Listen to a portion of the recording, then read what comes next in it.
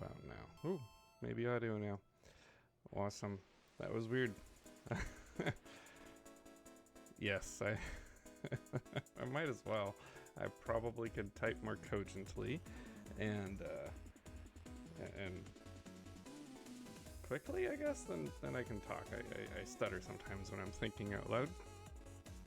But hello. Oh geez, I left open some stuff. I usually don't do that. All sorts of stuff I left open. Well, let's just move some things. Yes. All right.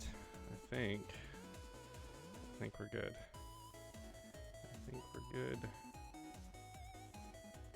Oh, it feels like I just talked to you guys. It was just a few days ago. The weekend was busy for me. For our family, I guess. We had some relatively quick travel. So we live a couple of hours from where most of our family lives, and we needed to go visit them it was a need. We needed to go visit them for familial reasons and school reasons. I can try to yell a little bit, Scarmy. Crank my little volume up a little bit. Just let me know if that helps.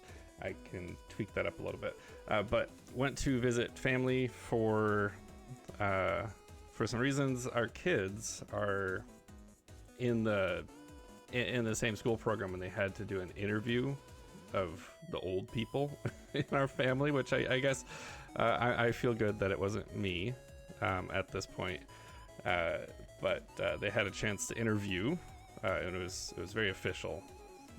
My mom and my wife's parents, and we still have one grandma, great grandma for the kids, still with us, and they had to do an interview of them. So it was just a tour of old people for a weekend, so they could get insight into what life used to be like. And while I wasn't involved in the interviews, it was actually kind of simultaneously nostalgic and also a little interesting hearing some of the stories of those elders' youth and what their life was like, because we didn't really talk about that a lot when I was a kid. So that was kind of interesting, but it was kind of busy and hectic. Other than that, I did a little bit of work. And Scarmy, let me know if that's better. I did tweak things. I did a little work, made some progress on the blank screen that's on in front of us, and that we'll be getting back into today. And yeah, just kind of was a blur. It feels like, again, just talk to you guys because I haven't really stopped moving since we all chatted last time. Feeling a little discombobulated, but I think this was our list. Well, I can turn it up a little bit. I'm not quite clipping into the yellows. I will try. I wish I knew anything about sound, technical sound, because I'm in OBS and I have these little sliders and I see all these pretty colors, and I really don't know what they mean other than bigger is louder and green is good, red is bad. And I'm not doing red, but I'm still in the green. But maybe turn your volume up. I don't know. If anybody else is having trouble, let me know. This was our notes from last time, and I might just build off of it. We can start a new little section here. Updates. All the betas is turning into all the releases. We're getting ready for the Windows release. We're getting ready for the Android release, which should be coming out soon. Like we're fixing a late discovered issue on Android that we'll be putting out, and Windows is largely ready to go. A couple of little tweaks, and then we have to build the releases, and maybe one of these streams will go through the whole process of what we do for a release, or maybe Farron could do one on one of his streams. There's quite a bit that goes into us going from typing code to releasing these. We obviously have two different kinds of products. We have actual things that you download and put on your devices, and the rigor that we have to do to make sure that these work is pretty high, because a bad update can be very problematic for the community, especially because we do automatic updates and people say yes and then updates and it breaks. And I can keep turning it up, Scarmy. I really need you to hear me. But we'll try that. I see it clipping just ever so slightly into the orange. Maybe that's, or yellow, whatever color that is. But we have to make sure that these releases don't break. Mostly themselves. It's very unlikely that we'll break people's devices or computers with these releases, but we do have to make sure that we don't break our own release. And we're getting ready to do that. And it would be interesting, I think, to share the whole process, and probably previous streams from other people may have gone through all those things. But the Windows release is coming out soon. It's got the same things that we talked about before. SQLite. We learned last time that it's properly pronounced SQLite, like it's supposedly a mineral. But that's in there, and early reports from the beta testers is it's amazing. So good job, CBeats on our team, for pulling that together. It does feel good to watch LaunchBox load so quickly and use so much less memory, and it was all due to your efforts on bringing this together. .NET 9 is in there. It feels less exciting compared to the SQLite thing, but .NET 9 is also amazing, but it's a lot better than .NET 6. So some technical debt that we've been meaning to get rid of for a long time. Nice to get rid of that. And the game details update also helps with performance, and a mishmash of other stuff. In this release, we have the videos, and we're working on the emails for the notifications, and we'll get the release out as soon as we can. Android is it's a cleanup release and some new tidying of updates, some NAS updates, and yada yada yada, a whole bunch of stuff. We've talked about this before. Those should all be coming out, like I said, soon, in the next couple of days, at the latest, I would think. And Scarmy continues to battle with our GamesDB updates. I think we're getting pretty close to pushing out the update that we've teased everyone with. That's going to improve the aesthetics and hopefully some functionality behind the game details. But also the big thing for us is getting some new technologies in front of us that will make going forward a lot faster. I know that we don't move as quickly on the GamesDB as we'd like, and this is one of the things that we're doing to help work on that. The feedback site is going. I'm excited. Let me load it up. Actually, I did load it up, or I meant to load it up. Again, trying out this Zen browser, which I don't know if I like it. It's weird. It's weird, but some good updates, some good feedback from the community. Encourage everyone to use this as like the preferred way to talk to us about what you would like to see. So it's primarily these, not primarily, but it's broken into two sections: the features and the bugs. And these we will be monitoring really closely. We'll be reading through them and assessing whether or not it's something we want to do or can do. We'll be looking at how much work it would be to get it done. There's different amounts of effort for different things.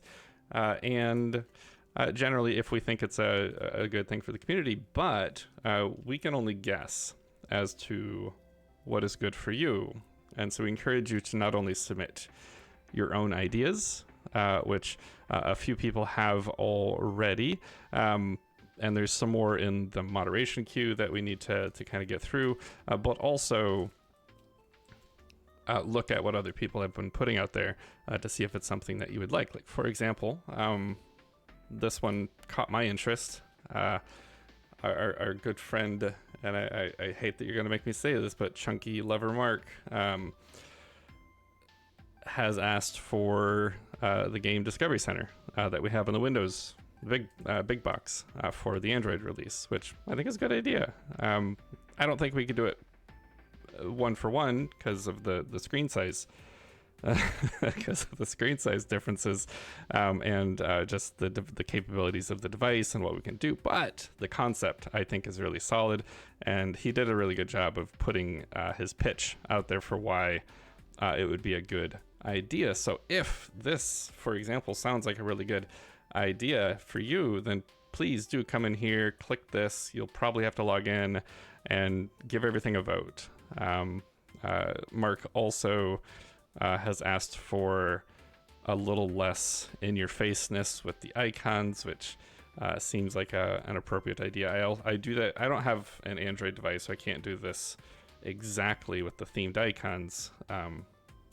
I do use an iPhone, and it's one of the more recent updates lets you apply basically a shader to all your icons, and so it does it a little bit differently than Android in that it doesn't care if the app supports it. It just does it anyway, which is nice. But it looks like for Android, at least, we have to do something. And yeah, that name is great. It's one of my favorite things. I'll get on this tangent in a second, but one of my favorite things about the work that we do here, but the work my whole life, is just seeing the creativity of people when they decide to name themselves, or with the names that parents have given them, because I've seen a lot of databases in my life, and so you get to see a lot of names, and there's some good ones out there, but also the things, and for us, whatever, I'll tangent in a second. Please do use this feedback forum for your favorite ideas and voting for Windows, Android, and the Games DB, whatever you'd like to see. Obviously keep these two actual features. And then there's the bug report, which is intentionally private in that you'll never see submissions here unless you submit something, because there might be some private information in your bug report that you don't want to share. So do I guess we have to change this text. Fair, and if you're paying attention, you could make a note to have Bob update that, because we can't have people review them. We don't want them to.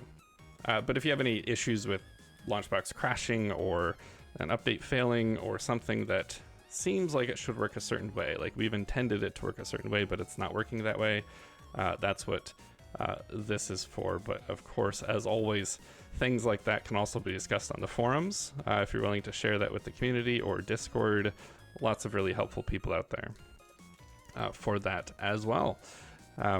But excited to see this in place. The site that shall not be named is it's good to see that heading toward the rearview mirror. Obviously, in front of us, we still have to go through all of these items and figure out what to do with the years of the collection of issues and things reported over there. But we'll do our best. If you have submitted something over at Bitbucket, you could save us a couple of minutes and promote yourself a little bit more by coming in here and resubmitting something. But we'll do our best to not ignore Bitbucket completely, with the intent of getting rid of it at some point. Back to our updates real quick. What else was we talking about? We talked about feedback, SSO. I left myself a to-do list, and I did make some progress on these things. But tangent, the names, it's one of my favorite things with LaunchBox here right now is you have somebody with a very normal sounding name. We'll just call them Josh. And Josh will submit an email saying, hey, I noticed when I purchased my license, it put Josh up in the title bar of LaunchBox and I stream, and I'd really like you to change it to, and then the fill in the blank after that always amuses me at the gamer tags and stream names and channel names that people come up with for themselves. Some I don't think you'd be proud to share with your mom, right, Mark? And others that are just silly, and others that don't make sense to me, but they probably do to you. Just seeing that is really fun for me. Edie, I'll admit, my first thought was family friendly. I'm like, I was thinking of peanut butter, because I don't like chunky peanut butter, and but I don't know if creamy lover Mark sounds better. Who knows? All right, let's catch up. Andrew, one thing's bothering you. Android version is more like Big Box, but it's called LaunchBox, not Big Box. Why? Really great question. Yeah, really great question. I don't know if there's an answer to that, because the person who named all these things, Mr. Jason himself, is not here to defend himself. And the way that I think of it, honestly, going forward, is that Big Box is a way to view LaunchBox. It's been propped up and advertised as kind of its own thing, but really it's just a view on top of LaunchBox. And I'd love for a future where Big Box isn't like a completely separate thing. It's more of just like, it's more integrated, and whereas LaunchBox becomes something else. And so I could see a world where LaunchBox, let's just think of it as like the LaunchBox database, right? It's your personal database management tool for your games and your collections. It organizes all your emulators and your ROMs and media and images and all those things. And Big Box is one way to interact with that database, but there might be other ways of interacting with that database. And so Big Box is more of a view than anything to me. And so LaunchBox is the product. I think Big Box just became really popular by itself because of how amazing it is, but it's really just a view in LaunchBox. Very similar, I guess, in spirit to like Steam and their big picture screen, their big picture mode. It's still Steam at the end of the day, and they call it big picture, but when you download the Steam Deck, they don't call that the big picture mode, they just call it the regular mode. So it's very similar to that, I think. But you're right. Another thing that'll noodle you is why this is LaunchBox, but this is Big Box. You have to have the space here, but not here, and you know, it's kind of inconsistent, but it is what it is. We'll live with it. So Joe Viking, you missed it. Login to database and feedback sites are now the same as your forums. Not quite. So the feedback site uses the GamesDB login, which I'm apparently already logged in. I forgot that I was. The logout apparently doesn't work there, so I'll have to look at that. But so this is using the GamesDB login. And the GamesDB login is the one that we're going to lean into.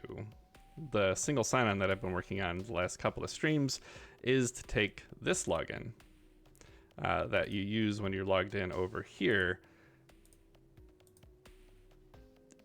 to be the login for all the things, including the forums. So technically, eventually, the forums login is going to go away. It's going to get merged into your GamesDB account for logging in. So in some future, hopefully soon, as we work on our project here, you click on login, and this would not do this, but it would take you to this, and you log in, and you'd come back here. And so all the logins come back to the LaunchBox account. And so it won't be called the game's database account anymore. It'll be the LaunchBox account, and it'll be the thing for all the things. But right now, the only thing that we have single sign-on between is GamesDB and the feedback site. And what we're working on is a single sign-on solution to connect that, to sort of rip the login stuff out of the GamesDB into a single sign-on solution so that GamesDB can then, whatever, it's a process, but the GamesDB login is the one that's going to win for the long haul. But for now, the forums login is still the same as it's always been. And Mr. Weathered wasn't thrilled to tell your mom. Appreciate it. Appreciate the humor. Technically, it's called LaunchBox Big Box, but that doesn't really help. No, that's a lot of words. LaunchBox Big. And if it was in a retail box, it'd be the LaunchBox Big Box. I don't know, like box, right? So if it was in like an old DOS, like PC game box style thing, it'd be the LaunchBox Big Box box. And then you can also buy the bundle. So don't forget the LaunchBox Big Box box bundle. I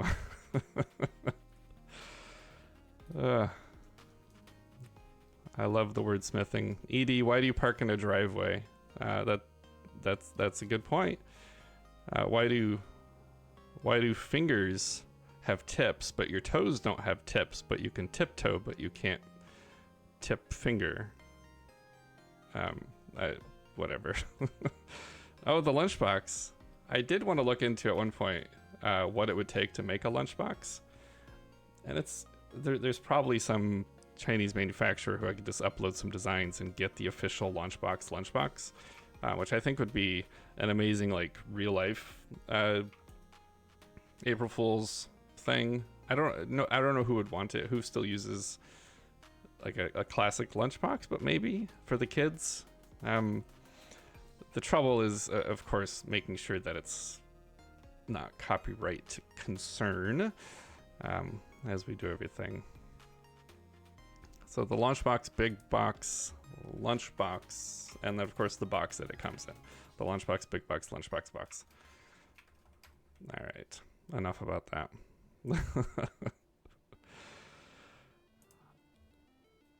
I've never had to explain my name to my mom. She never asks questions. She doesn't get it. She doesn't do technology. She has a phone. It's smart even. That took some convincing to get her to switch over to a smartphone. But that's her computing experience. She has a computer, her computer that she's had forever, that sits there and literally takes 27 minutes to start up. That she turns on once in a while when she needs to find an old image, but she doesn't do technology, and so I've never had to explain this to her. But here we are. I've always liked bit-related puns, and so I used a little-known fact of the Nibble and just went with Mr. Nibble and use it where I can. I did learn that on the PlayStation Network, this apparently already existed. So I had to be Mr. Nibble, I believe. But it's who I am. There you go, Edie. You could put a little mini PC in a lunchbox running Big Box on LaunchBox. I like it. I like it. All right, that's enough of that. I'm not going to keep this official. We'll delete that. So today we are going to, what are we going to do? I don't even know anymore. We did some SSO last time. I can give you an update on where we're at with the SSO, but just more of this. I guess the official more of this. So let's go back into that project.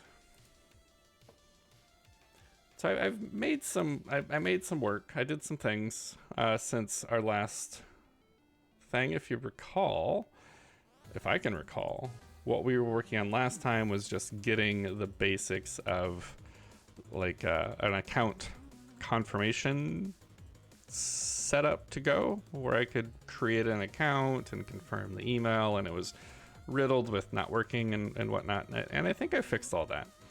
And I fleshed out the remainder of the account related features that we need for this first version, which is very specifically our first version of SSO is all the things you need to do, all the things you need to do before you log in and during login.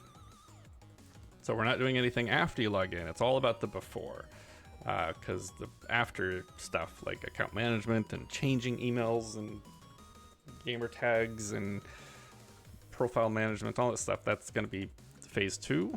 We'll leave that stuff right where it's at for the time being. I just want to make it so that we can log in.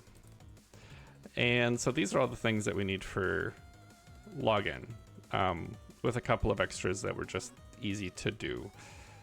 We already have this. This is just a boring generate cross-site CSRF token. Authorization is still just commenting out. We have login, which we can log in. We have logout, we can log out. We have register, which is fleshed out now with all of our validation. A couple of password-related things. I did do this, so we don't need to do that anymore. And that's done too, so we can delete those comments. But it's all in here. It validates. It does all the things it's supposed to. It will check for duplicate emails and gamer tags, all the stuff.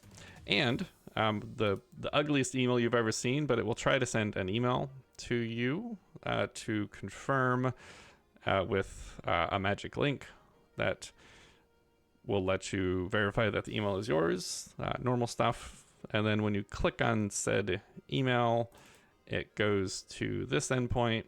There'll be a page behind all these things, of course. We're not doing any UI stuff right now, just the backend bits. Maybe in a future stream, I'll bribe Scarmy to come on here and we can build out some UI stuff. Who knows? That's really his forte. I don't like the front end coding stuff as much as the back end. But anyways, it comes in here and all it does is flip a flag basically to say, hey, the email is yours. We can forgot password, enter an email, it sends out another email. Enter in your email address and it sends out an email. And you can click on the link and reset your password and stuff like that. So it's all fleshed out, not very well tested, something that I still need to do. And maybe we'll play with that a little bit. And what else did I get done? Like I said, I got the email. It's the jankiest little email system in the world, but it's a little wrapper around Postmark that ultimately just has a hard-coded thing in here. So I was thinking we might work on this today to flesh out and use some kind of templating language, for these emails. We can look at how the old system is working and see what makes sense, but they're all just hard-coded stuff in here. And this ultimately gets used by those pages. And I also finished... I brought in these password validators to make sure you don't use your email or your gamer tag as your password. And I finished this finally. I added roles in here, and found I don't know if it's an annoying limitation. So right now, let me just show you. So this is our little mini database that we've been using. If I look at this data,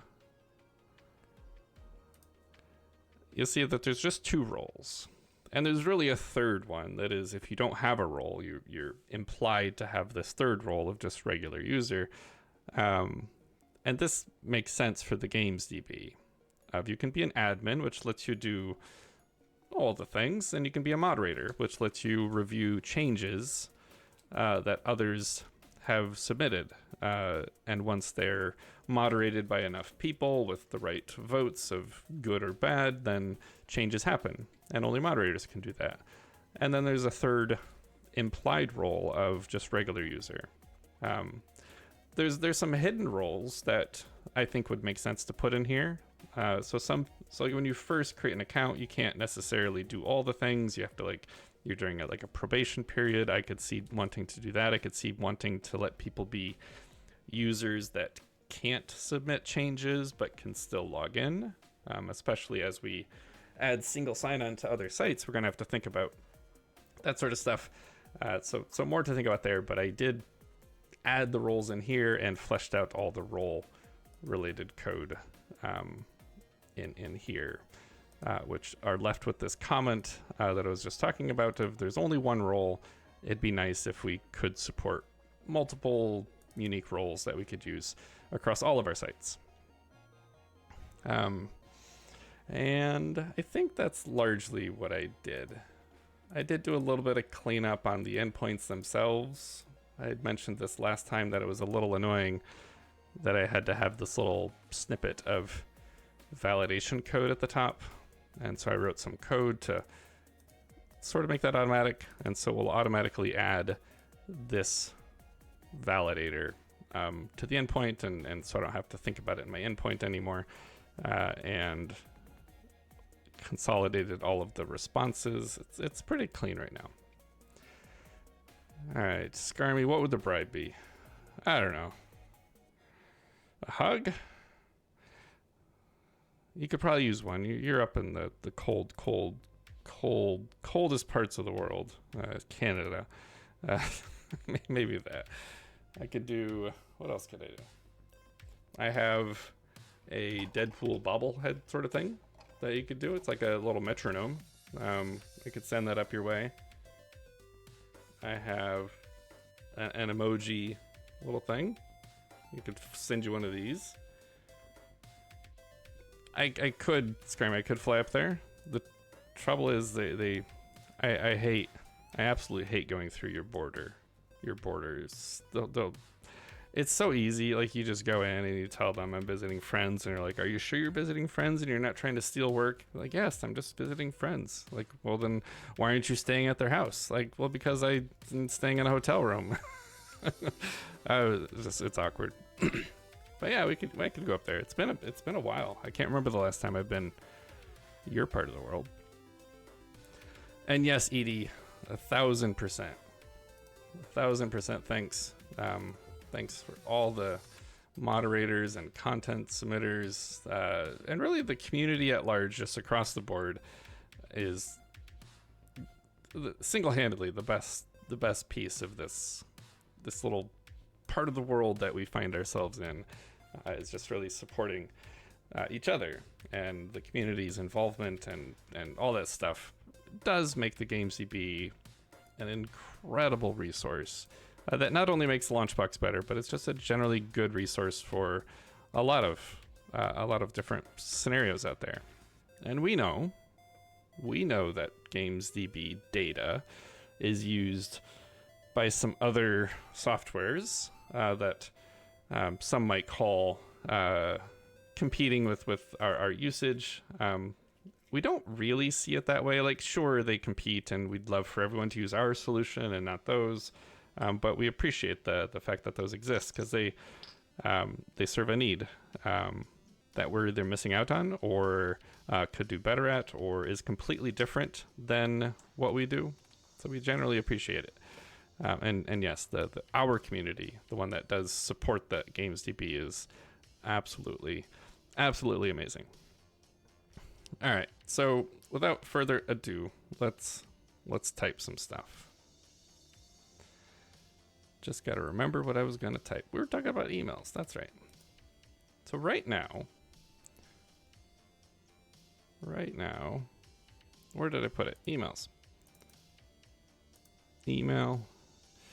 Let's see if anybody gets this reference. Email, what the email.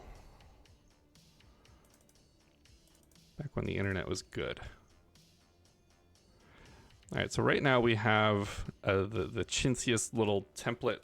It's literally just putting a link in there. If I could log into the website, I might even be able to see an example of one of those logins after I find some passwords and things. Let me take care of that. And we can see.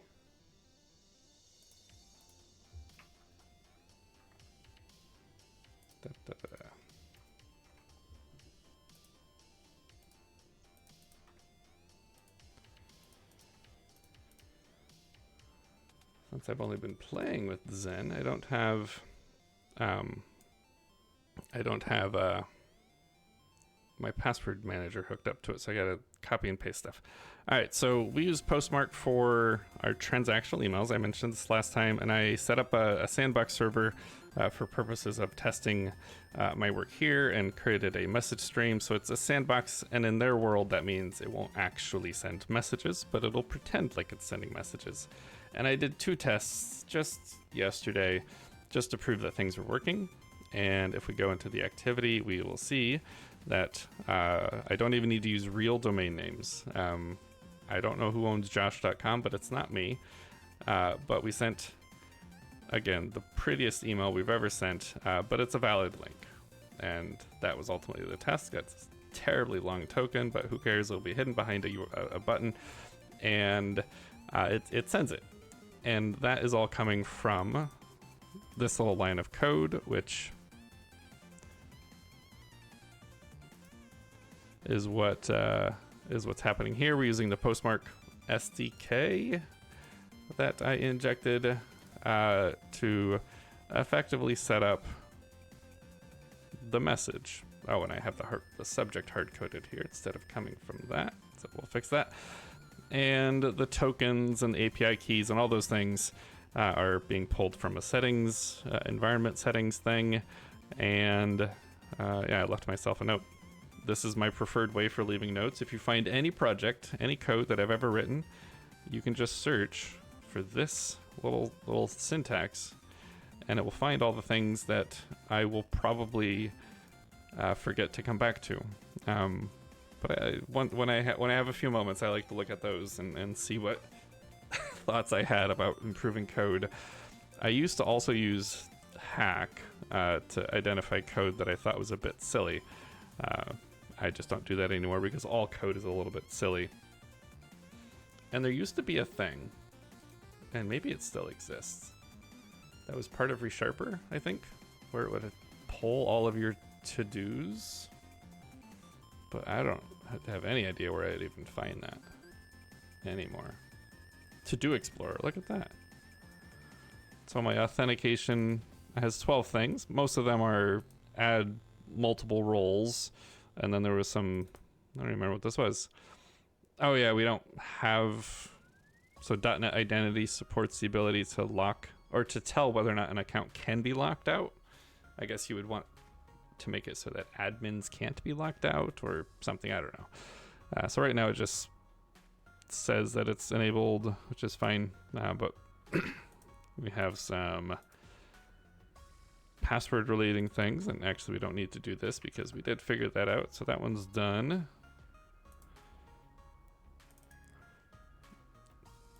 I did have to fix the thing. I'll show you how this works. This was kind of cool, a cool discovery. And then my to-do here for logging, which would be good. Oops. No, you go here. No, you don't. I did this last time. I don't know how to use Visual Studio. I think I like it like that. Yeah, I like it like that. All right. Button. Whose go the button is what comes to mind. No, I like that reference too. But the thing that I was thinking of, and I wonder if it still exists, but strong bad, what the email. So Google that and watch this guy. This was, and I know the date says 2009, but it was, maybe that's right. Jeez, is it really that? Yeah, it's about that. But Homestar Runner, that whole thing, that whole era of the internet was my favorite. I loved the comedy behind that guy. And Scarmy has some tips for Visual Studio Code. There's a to-do tree extension, and it works better with Better Comments extension. I don't know anything about the Better Comments extension. You're gonna enable my ADHD here real quick. So this is Visual Studio Code.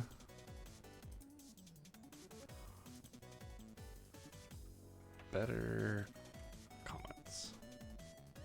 Improve your code commenting by annotating it. Okay, so you can put little symbols and the to-dos just right in the like header comments. Or can you do it anywhere? Oh, you can do it anywhere. Okay, neat. Neat.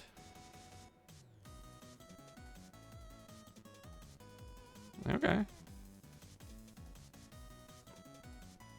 I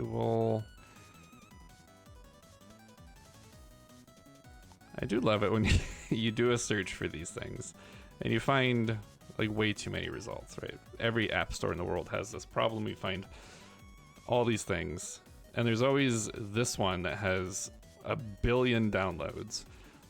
And then there's this guy who's got 600. And sometimes this one's better. It's just everybody always clicks the one that has 1 billion downloads immediately. And so competition is a difficult thing.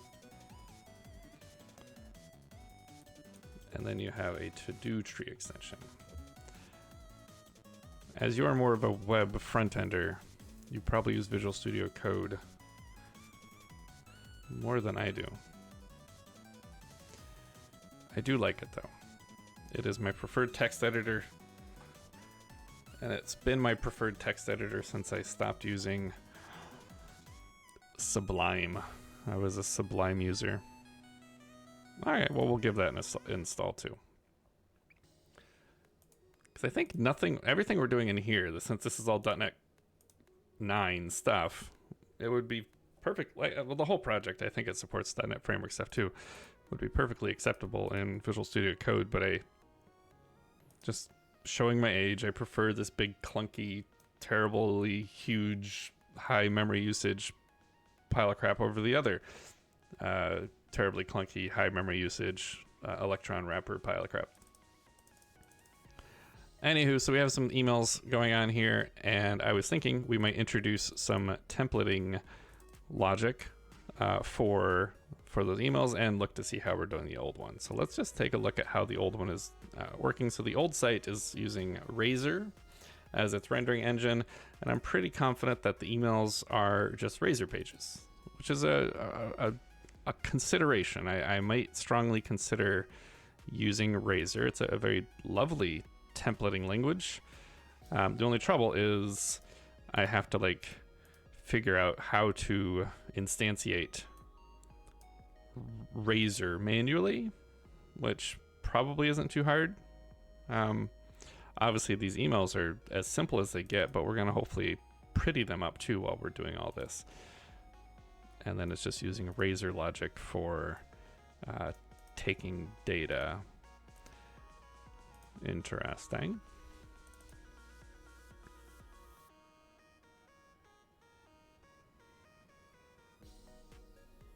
Trogdor. Well, Strong Bad and Homestar Runner and Trogdor, they're kind of like Weird Al in that just every few years it becomes popular again. And then they kind of get forgotten, and then somebody does a video and starts singing the "Burninating the Countryside" thing, and yeah, it's some of my favorite. The whole Strong Bad series is worth a watch. Every single one of them. All right, so we could use Razor. Other technologies I'm familiar with are, as far as pure, not template, email templating, but just the template language, like Handlebars and Mustachio and Liquid, which I like as well. It's a safe one, but we don't really need safe because users aren't submitting things. So we might take a look to see how we can do Razor combined with some MJML. The email newsletter that we send out is built on top of MJML because it handles all the BS that goes into creating HTML that works well for email, because email is, if you recall, it's funny I put it in both, but email is on my list of things I officially hate. I have an official list, and I haven't thought of anything new to add to this. These are the only 4 things in the whole world that I hate. And conveniently, this was a self-solving problem because I don't get it. Printers has solved itself too, so I don't really have to deal with that anymore because I don't print anything ever, and I don't work in an office anymore, so I don't have to fix other people's printers. So the only things I still have to deal with now are chewing noises and email.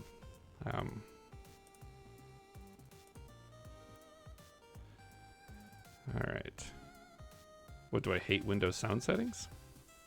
No.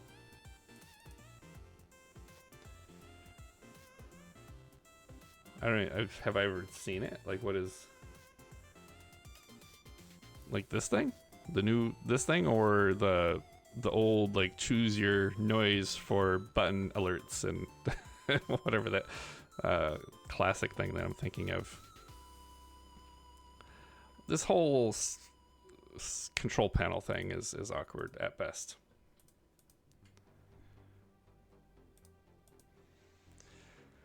All right, so Razer might use something else, but I think, what do I want to think? This is tough because they're all right and they're all wrong at the same time. Razer might have the advantage that we could get some like pre-compilation out of the way because it's all baked into .NET. The other ones are a lot simpler for other people to manage, and we do have occasionally Farron wants to get in there and make some changes to things, and he's quite talented and capable, but would never claim to be a programmer in the sense of just wanting to type these things, though I think he's probably wrong. He could probably do it quite easily, but sometimes it's easier to just have a pure text-based thing that, not that this isn't text-based, but just a very simple templating language. So I might try Liquid, because it doesn't matter. I think that's the whole point. It doesn't matter. We're going to take one of these messages and make a Liquid template and see if we can't get Liquid to work in here. So let's start with that. I believe there's a .NET library. Well, there's that one, but there's also this Fluid one, which I've used before, and it's nice because it handles Liquid, but also I think if we go to the project site, and of course Zen is not my default.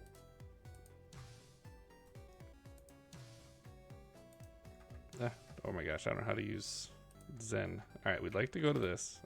Jesus. All right. So Fluid is nice because it handles Liquid, but I think they also have different... I might be wrong. I wonder what the general difference between Fluid and .liquid is. I guess we could look at like releases. This one still has ongoing releases and some dependencies, so those don't count. Race condition. So he's still working on it. And then .liquid, let's look at that one. Also being maintained as a whole. They bought a domain and everything. Oh my gosh. Though it's ugly. Oh my gosh. All right.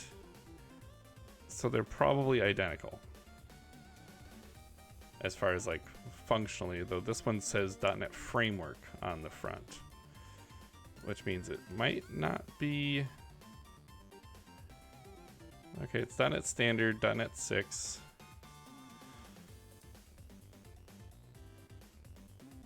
And this one seems to be more intended for the new .NET Core stuff. So we'll go with Fluid.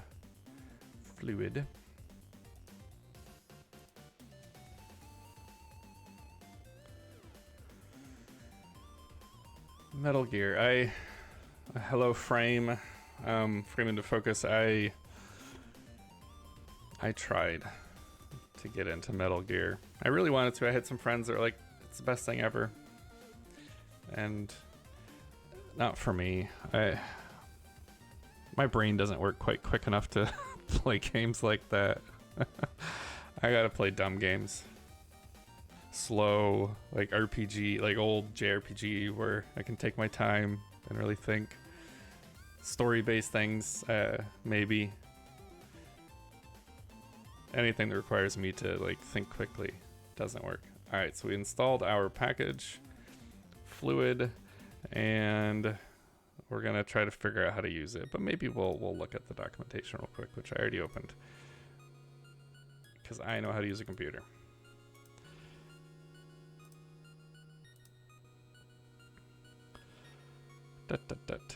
Minimum API samples. That looks like what we want.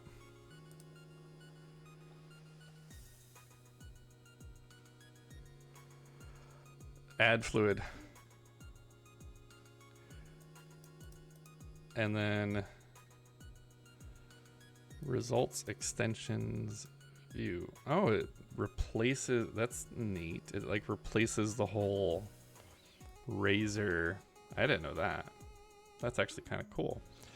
So it can replace the whole viewing engine from Razor. And it has all these things. Okay. I like it. We can support components. Okay, I like it. Let's do it. We're gonna move that off camera so I can get into this. All right, well, it said something about adding a service, obviously. We'll put it near our email thing here. Add fluid.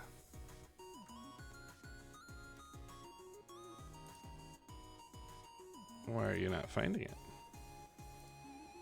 Did I not add the package? That's right there. Okay.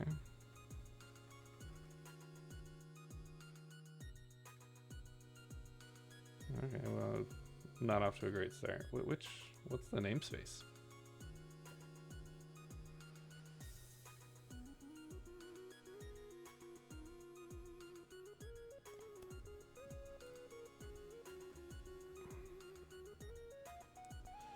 Maybe there's a library. Maybe I installed the wrong package. Though I don't know. Well, let's just take a look. Maybe the core package. Maybe I need something that's specific for .NET. Or not .NET, ASP.NET.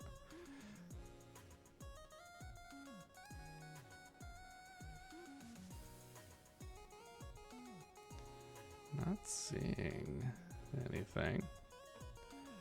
Oh my gosh, this shouldn't be the hard part.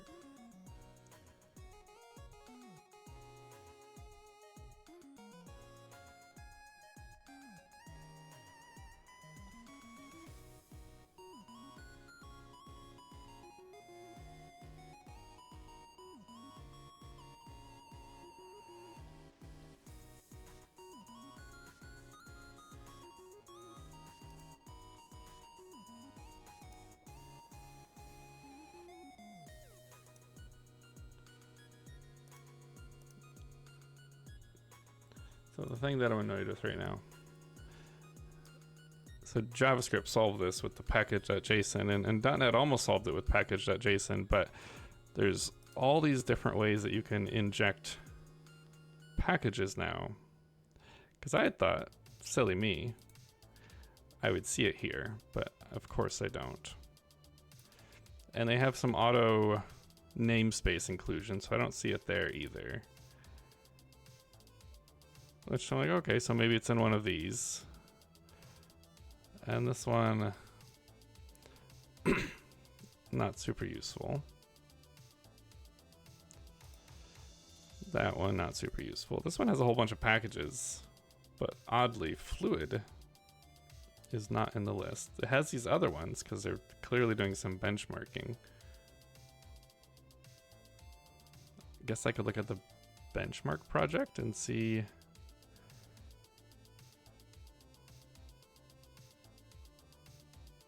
They just don't believe in project files in the right place. I'm not giving up on you.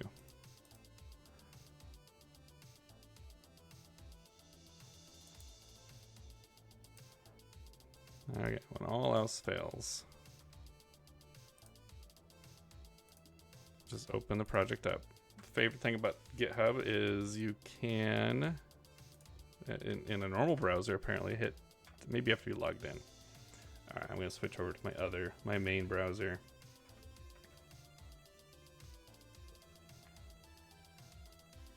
At least one that I'm logged in at.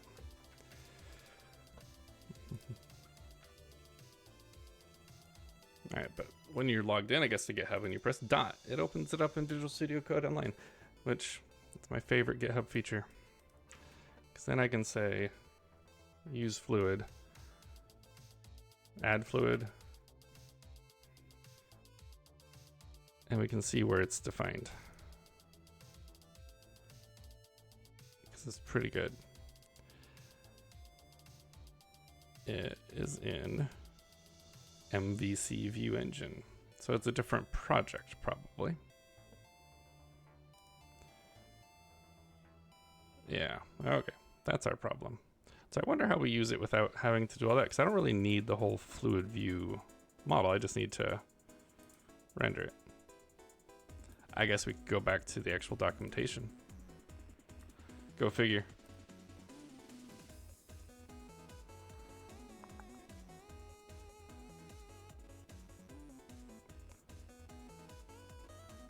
Using fluid. You can directly reference the fluid core. Okay, so we're just gonna we don't have to add any services because we're not gonna use dependency injection quite in the same way. We're just gonna put something like this in our email stuff just to get it to work, and then we'll refactor some things. So send confirmation email, put that in there. We have our fluid, and we'll have our confirmation link. Oops. As our data going in there for the time being. Our template, which we're just going to steal this. And of course, we'll load this from like a file or something. We don't need introspection because we're just putting it in here. And I think it doubled up my curlies, so we don't need that. And we parse it. And then we render it.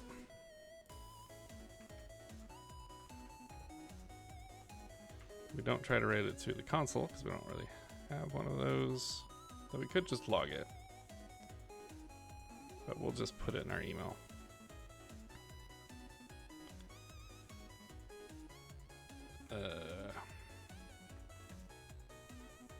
Oops. I guess this is our actual HTML.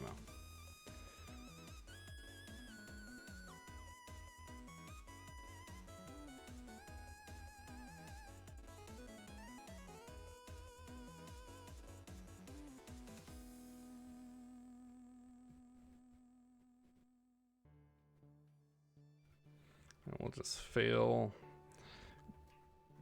quietly for now.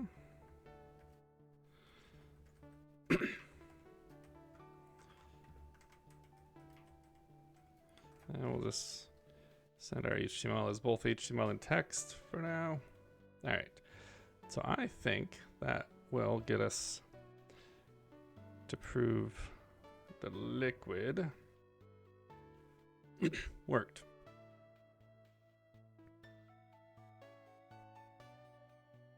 Now, my leftovers.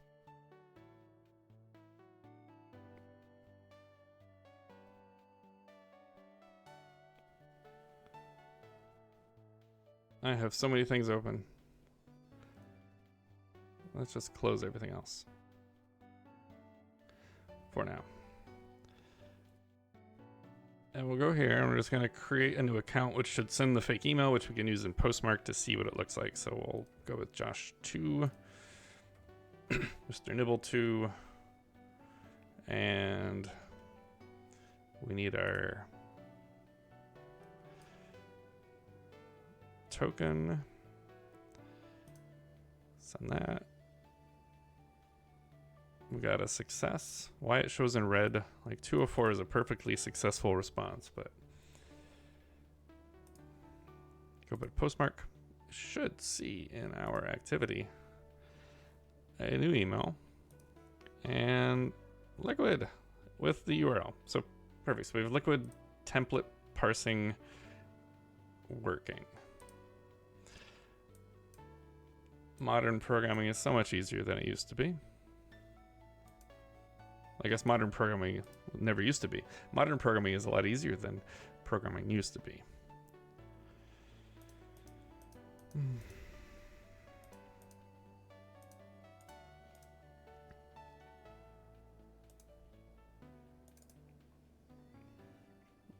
All right, so we are going to store our templates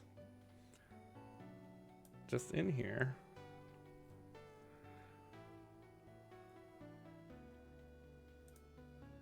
Just for now.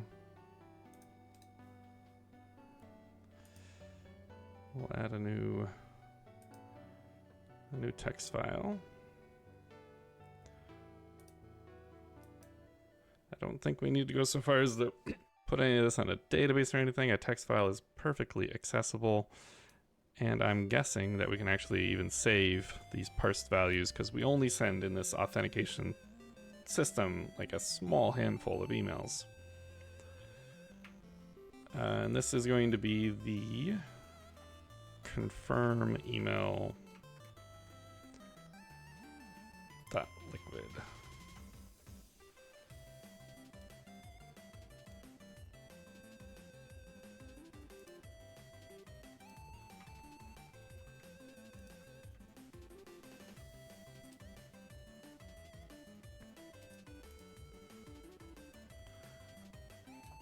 And now, I don't actually remember how to do this, but we need to get the file path to that thing. I think I have something in another project that I can just steal from real quick.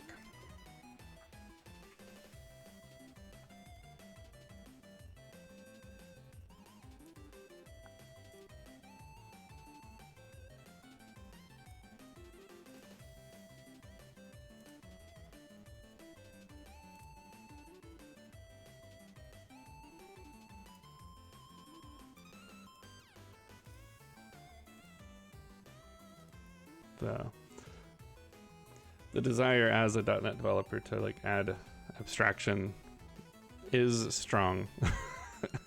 Like, because you have this dependency injection framework, and it'd be lovely maybe if Liquid was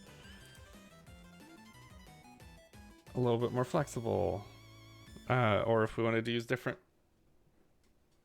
templating languages. But it's also desirable just to get things to work too, and then deal with that later if it makes sense. All right, so I think I'm looking off camera here, but I think I have a .NET Core example of getting the file. I just don't remember what it is or where it's at in this project, but it's not that big a project, so it shouldn't take too long.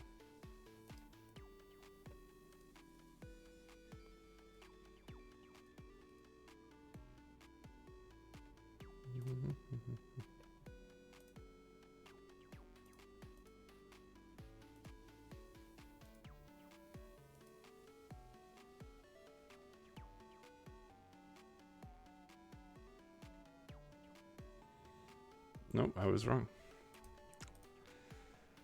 I feel like...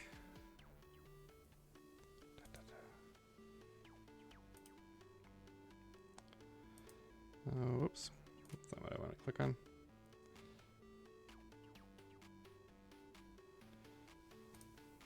Well, I guess we could always just ask the chat.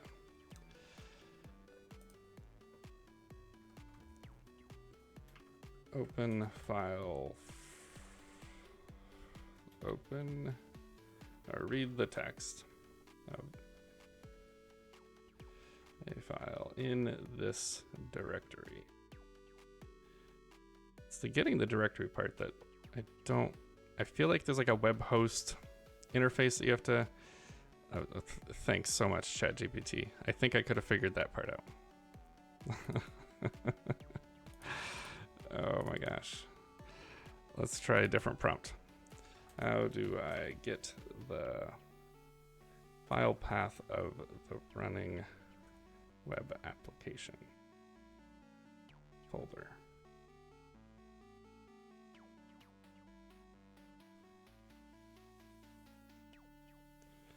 Is it really that easy? That seems too easy, but we'll give it a go. Because in old .NET, you would just say, I would like to resolve this URL to a file path. But I don't think .NET Core works the same.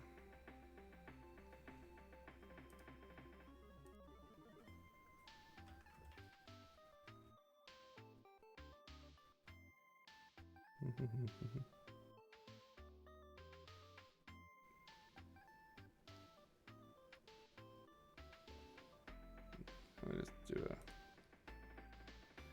quick look.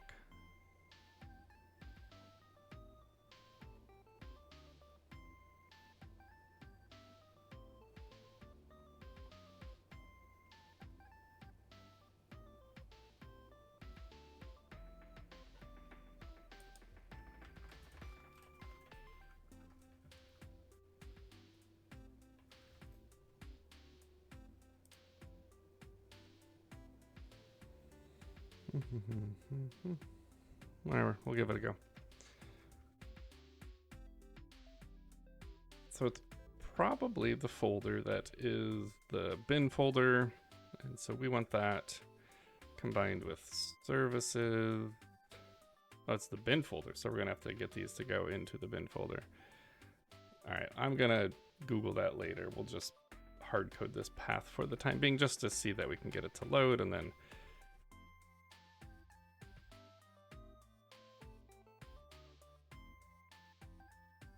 we'll look that up in a second.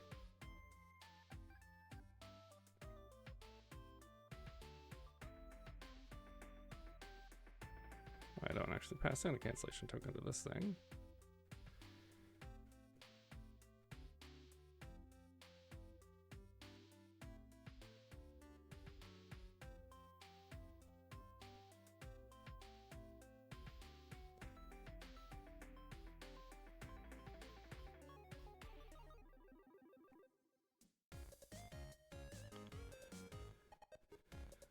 All right, we should get the same result. Silly that I should mock out the email service so it just writes off to something local. Then I have to test it from the server, but that's fine.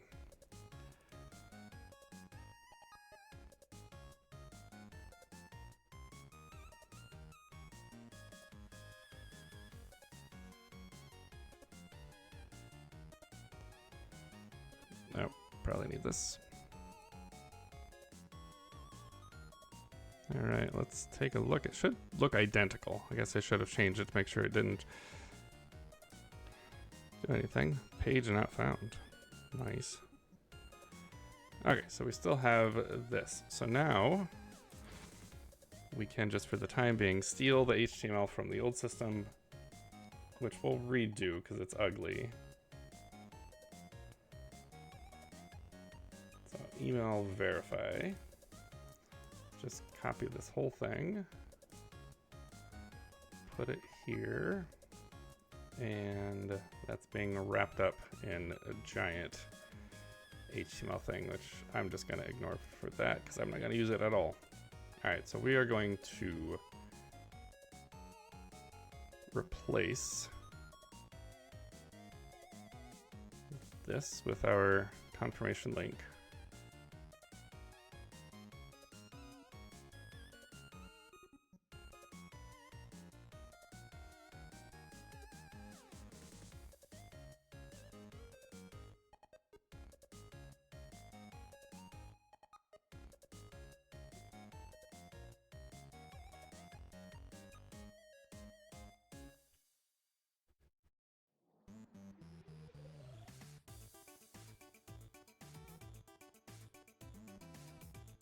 All right, perfect. I shouldn't have to do anything because it's reading from the file every time because it's not caching it. I should just be able to hit this again on my fourth test here. Oh, I messed this up. Oh, I have type over on.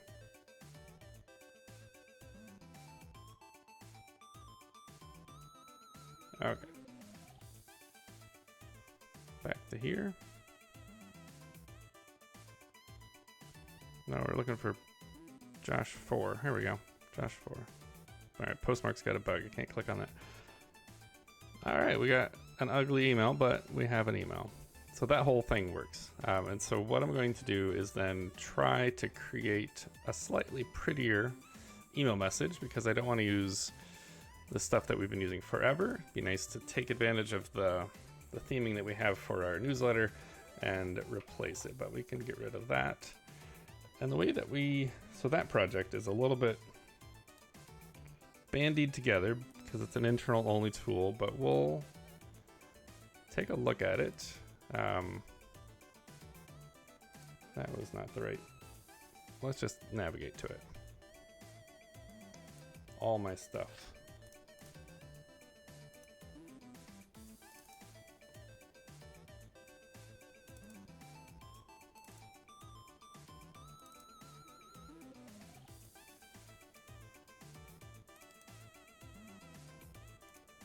But it's kind of like a weird hack together JavaScript, like Node, Cloudflare, .NET thing that uses an MJML framework. There we go. So this is that project. And it's really simple. It's just using this MJML thing. Which is a nice tool if you have to deal with emails and you hate HTML email. It's a really good thing. So it creates its own markup language that handles all of the crap that goes into making sure that all of your CSS gets in line. It makes sure that you use tables absolutely everywhere because emails don't respect CSS most of the time. It does all of those things for you and gives you a pretty clean syntax for filling those things out. And so if I look at some of the emails, for example, that we have in here, and it looks like I'm way behind, but like we started using this around the celebration thing, 'cause that's about when I started looking at how we're sending emails, and it feels long, but this is MJML text that is our celebration. That was our celebration email. That ultimately we use these little tags to tell the MJML framework what to do, and so we're creating sections and columns and text. It's just like every other markup language in the world, but the output is full email compliant ugly HTML. And what I'd like to do is I'll catch this project up. We'll create a new email. I don't have anything to push, so you can pull everything. And we'll create a new email that is very specific for our template here. We'll leave this thing in there. We're just going to hard code the resulting HTML in here so we don't have to reprocess the template every single time. And we'll go from there. So if I go back into here, I should be able to create a new, what happened to my new, create a new email, and we'll say this is auth confirm email.mjml. And we'll just put this in here, and we'll go side by side with this so that I can just steal, not the HTML, geez, I don't want that. We want this. I'm just gonna copy this whole thing. We're gonna delete most of it. And so confirm email to do. we'll figure out what anti-spammy stuff we need to put in everywhere. But we should have the shared header. Let me make this smaller. We should have confirm your email. You should do it. We're just going to try to get something to render, and then we'll fix all the text in a bit.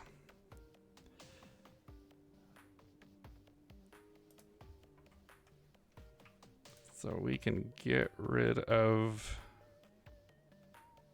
we will need some kind of, no, I don't think we need an image.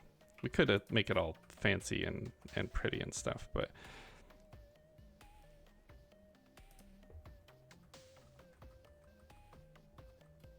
I'm honestly just going to delete most of this.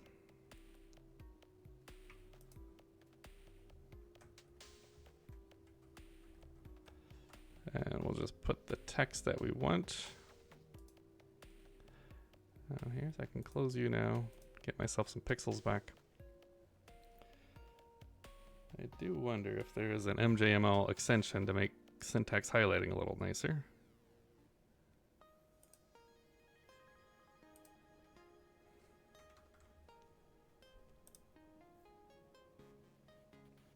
Okay, we have an official one that is less popular than the unofficial one.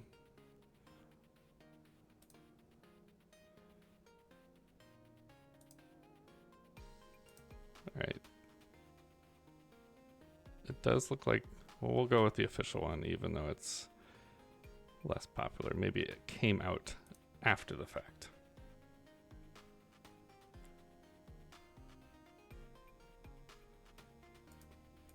Hey, we have colors. Okay.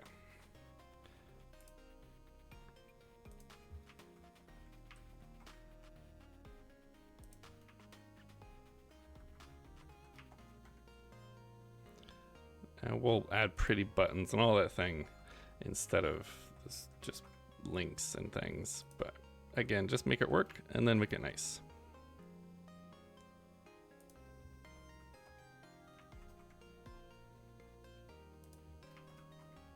Oops, that's the button.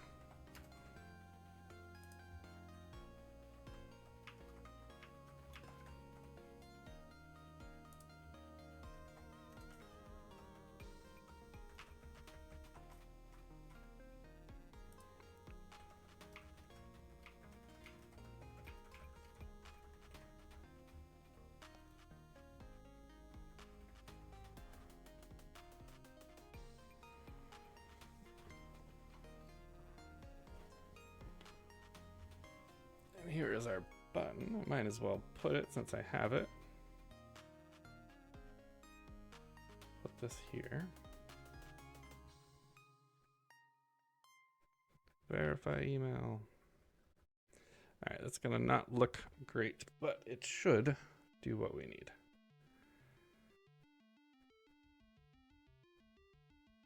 And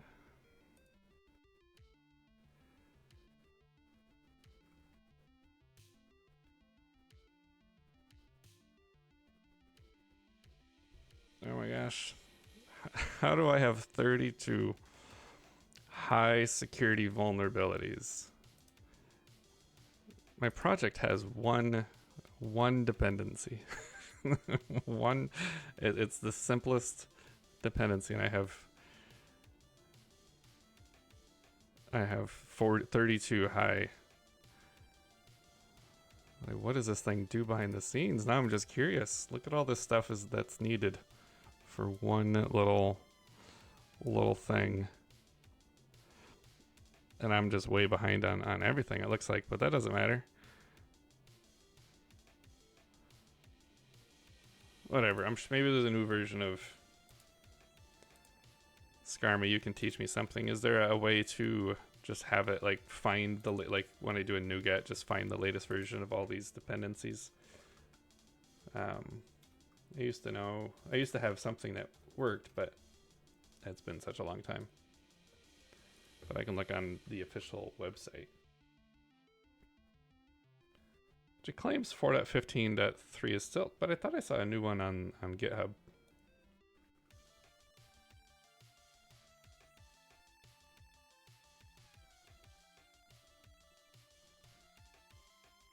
Alright, whatever. It looks like that's the newest one. We will just deal with the 32 high security vulnerabilities. This code doesn't run anywhere but here. Alright, and then we're gonna do this, which should create the HTML file that we can look at.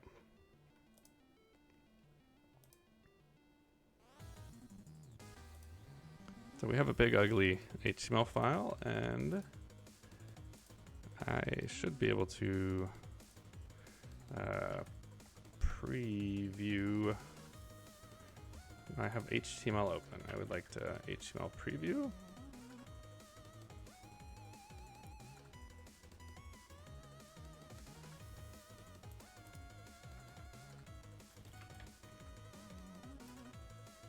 There we go. We have a big button, all these other things. Awesome. Not the prettiest thing in the world, but we can tidy up the text a little bit. But we're gonna have the big button, and there's all this text, which could probably be below the button for purposes of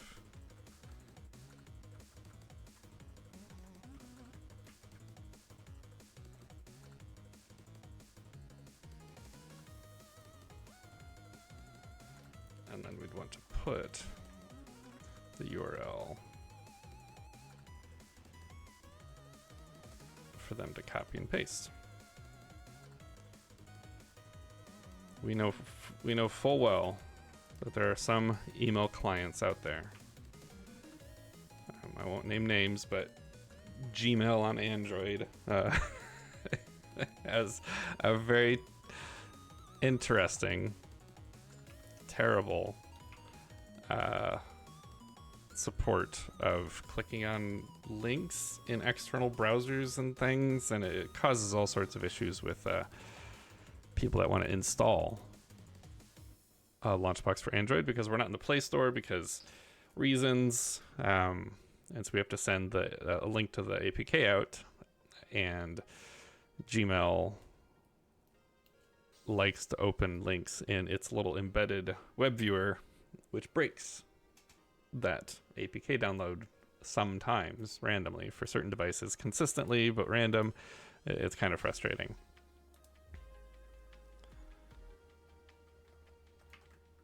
All right, I think we need to do a fair bit more wordsmithing on this at some point, but I will be fine with this.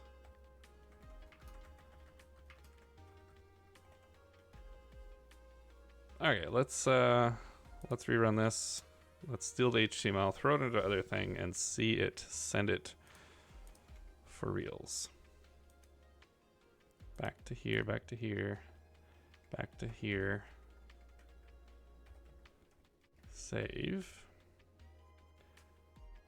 And click our button.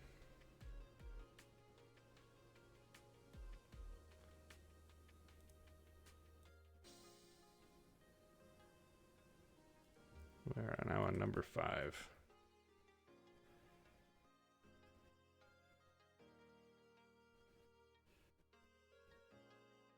Unable to value. Oh, cross-site thing. Frustrating.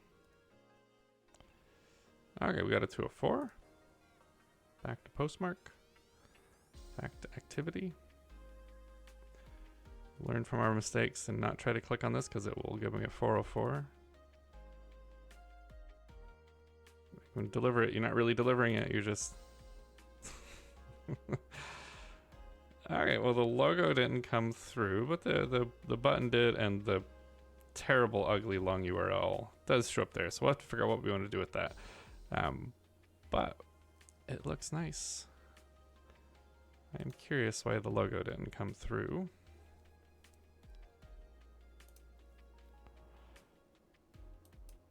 Raw source, maybe.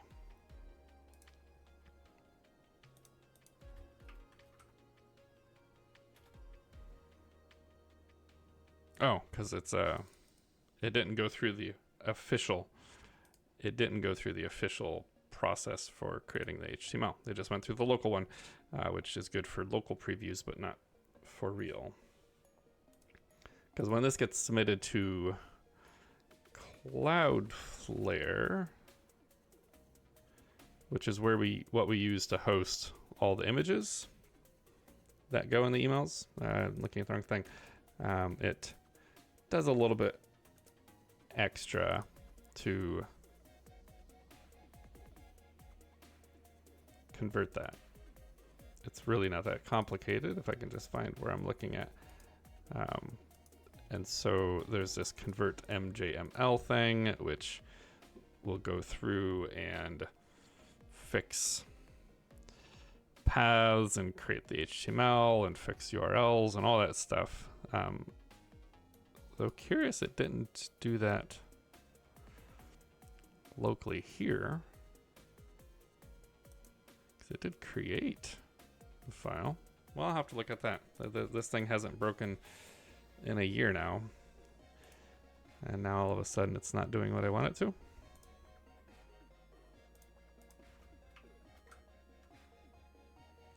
Yeah, normally this would get replaced with a full package. Oh, it might be using some environment variable that I'm not setting because it's running locally and not on Cloudflare. Yeah, we have a base URL which is being pulled from. Okay, so it's because I didn't go through the normal process. That's fine. We can go through the normal process.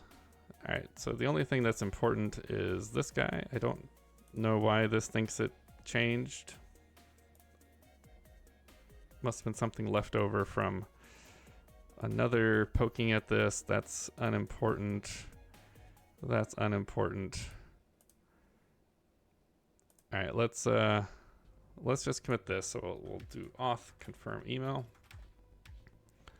And we'll push it up there so that Cloudflare can create it correctly and put the images in the CDN and all the things that we need to do so that we can send it out in mass. And I will open up off screen here a little thing to check on the Cloudflare deployment. It's all automatic. We're trying to move towards proper DevOps for all the things, and emails was an easy one to take care of, and so we did it. All right, well, we got the one. It's sending it, it's parsing it, it's doing all the things. And once we get the correct HTML, it will have an image in there too. And so I guess we would just need to create, we really only need 2 of these right now. Again, if we look at what the old site does, it has 4 emails that it's sending out when your email changes, which we're not dealing with right now because that's something that happens after you log in. And then confirming that that happened. Email verify, which is what we're doing right now, which is after you register or whatever. After you register, we need to verify your email. And then forgot password is the other one. So we'll take and do the same work for this over here after we clone this guy.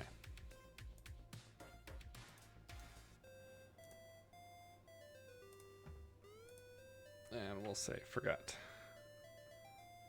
password. I realize now I probably didn't need to put the word email in there because these are all emails. So maybe I'll get rid of that. I don't like to have redundancy in my things. All right, so we're gonna, oh, I lost my copy and paste. I know that PowerToys has like a thing to let me have like a clipboard wheel, like a history of clipboard entries, which I would love to use, but my brain just cannot handle it. And yes, Scarmy, the built-in browser. I think the built-in browser in most apps is terrible. I don't know how many times I'm on something, I don't know, Reddit, doesn't matter, Twitter, or whatever it is, and I click on a link and it wants to open it up in its own little embedded thing, but it's crap. Even though it's the same thing that's on the OS, it's not. And I end up having to like fight to find the button that is open in the real browser. Please. PCs don't have this problem because they just use the browser like it should.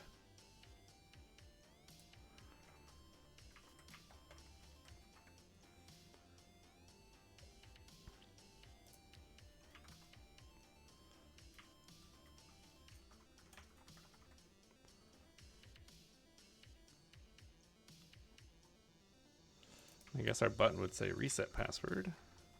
Need to figure out what the injected property is going to be. And that's just the links. We don't care about that. We don't care about any of this.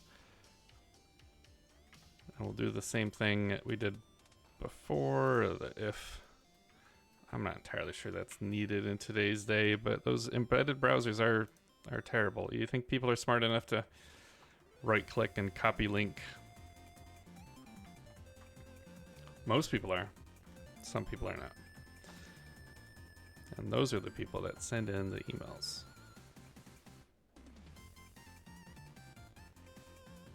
All right, back to .NET. We got to see what the name of that property is. How does one copy a link? You find somebody younger than you and you say, how do you copy this link? And they do it for you and you don't learn. It's reset link.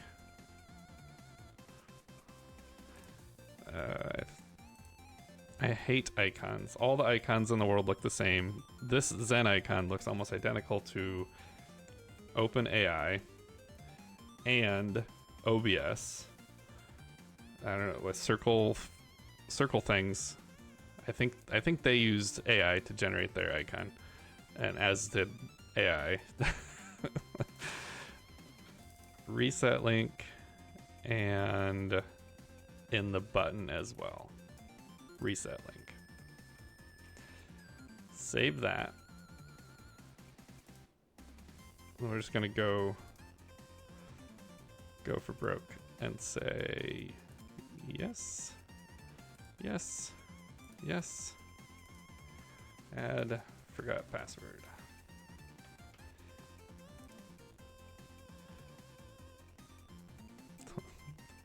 The Legend of Zelda 2077 reset link. I like that. Alright, we committed. We're gonna push.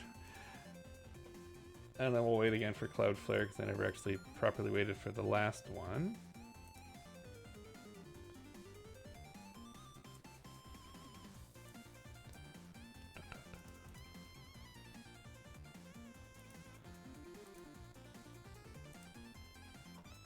Assuming I did everything correctly, I shouldn't need that anymore. We're just waiting for Cloudflare to do its thing, which shouldn't take more than like 2 minutes. It's really cool. Automatic deployments of things. I think me refreshing the page over and over again is probably making it faster. Well, I guess what we'll need is this code. I need to make myself some space because of the font size, but we need some way to do this little 12 lines of code more consistently. And so I'm thinking we'll just put all that in this guy. So instead of the subject being, or instead of the email being here, we'll just have this be a path to the template file, and we'll have this code load it and send it over.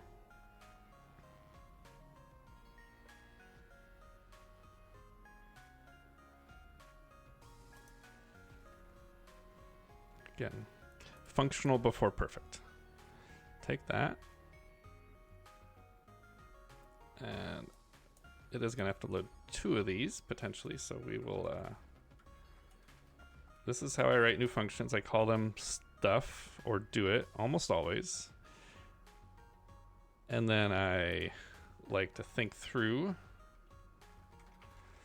all of the parameters that I send, and this is going to be a async one of these things.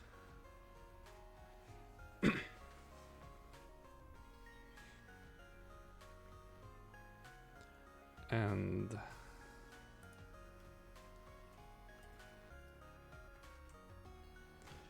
some data. So that's going to come in from outside. This path is coming in from outside.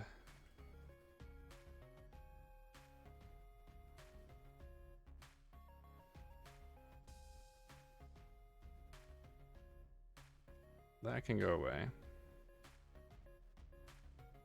This should throw an error.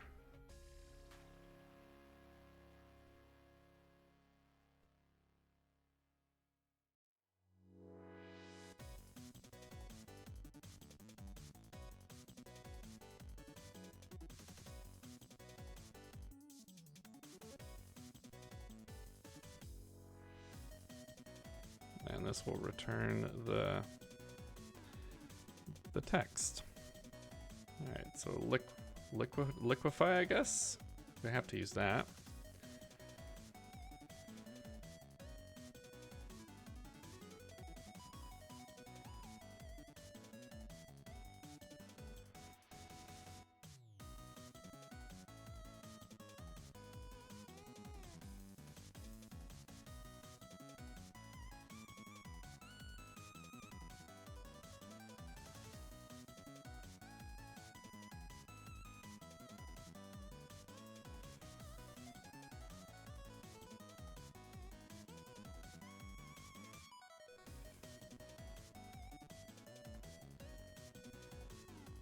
Looking good. 'Cause I don't think our code uses this one at all, so we'll just not do that one. All right, subject HTML. I lost my path, but it was just hacked in there anyway. We'll continue to hack it in there. Maybe after this we'll go figure out proper ways of getting paths. And we will want to create an HTML and a text version of this. I don't know if people still have text-based emails, like purely text-based emails, but maybe some people are still using like Thunderbird or Blackberries, or I don't know.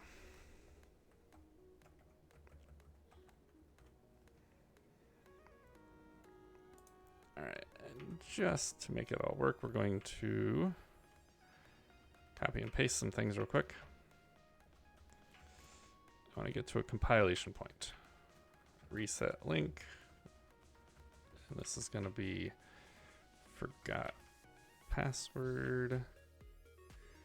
We'll add the text version later. I honestly think that this won't get used. This is part of this interface. iEmail sender is part of the .NET Identity Framework stuff, which we're not using. Reset codes, we're using reset links, so I think I can just say that it's not implemented and ignore it.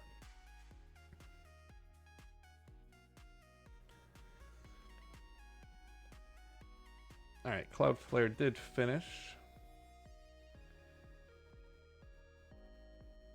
And I forgot what I called them. Oh, it's off confirm.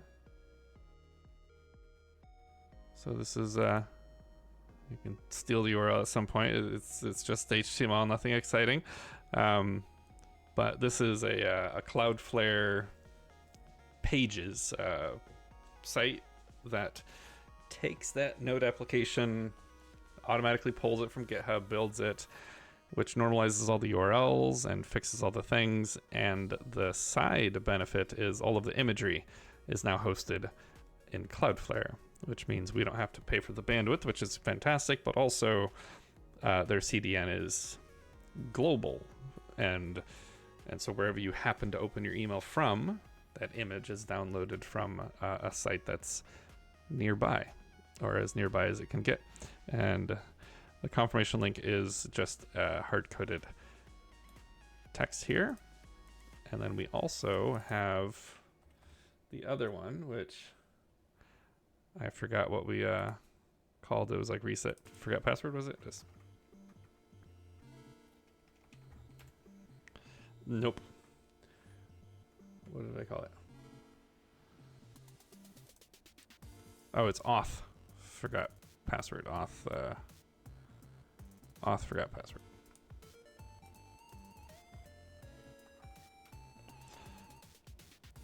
And I forgot to update that. Oops. But that's okay. We can fix that in a bit. We have the text. And so in theory, I can just, from here, just copy this whole thing. This is our forgot password template.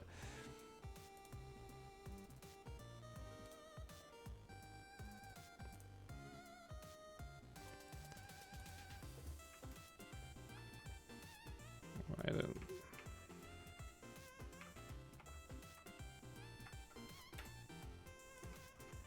Boom. And then we also have a new one of these.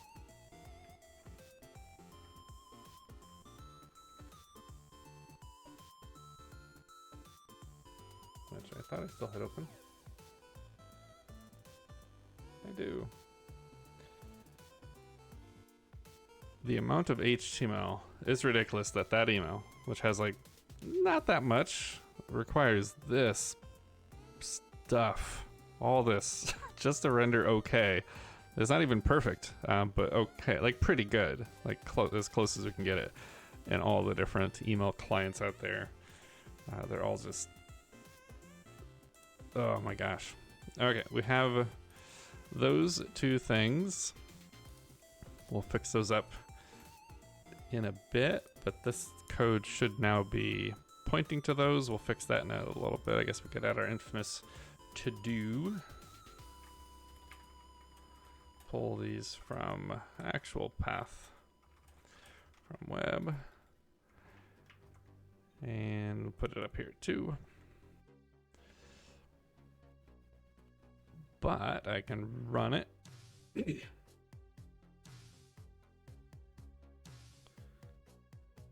Go through here. Where'd it go? Where did it go? There. I just want to see the triangles. Yes. All right. Yeah, we probably have to click this because I have to do it every time. I wish that this little HTTP thing, it's like a Visual Studio E-like feature that uses like, I don't know, curl-esque syntax. It'd be nice if it was better. It would be nice if it was better. It's really convenient when these things are already in here, but in almost every other HTTP testing tool, and maybe there's a way to do it, I can tell it just, please run this first, and do it. Like, it does let me have properties and some things like that, but you would think that I'm making reference to a named request. It should just run it, because like it should see that it pulls it correctly, but it just doesn't run it correctly. I think it's dumb. We have our 204. Our very also it's buggy. Like, 200 is green, but 204 not green, even though it's probably more green than 200, or should be. All right, we were gonna look in here. Go to here to look for number 6, and this should now be pulling from that. I guess it was doing that before, but we also have forgot password, which I don't think I have in here yet, so maybe we'll add that real quick.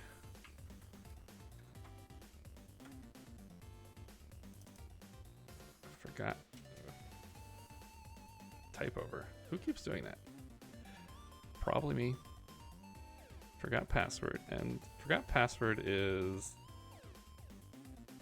something that is coming from the user. Like, they type in their email, and so we have to make sure that we don't have cross-site request forgery, so people can't just spam it without doing a little bit of work, I guess.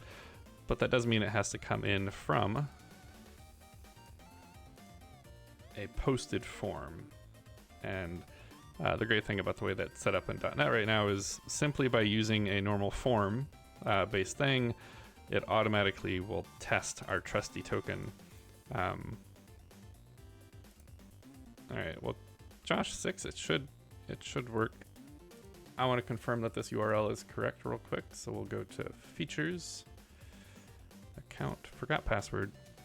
It is accepting a single email that has to be an email, and it is a post on forgot password, and then it does stuff. So this is the first time testing this. I think I just wrote that one blind, so we shall see. We got a 404. That's what I was thinking. I forgot password. Post. Oh, I betcha I didn't do the thing. I forgot I haven't hooked up magic behind this thing. Maybe I'll do that soon too.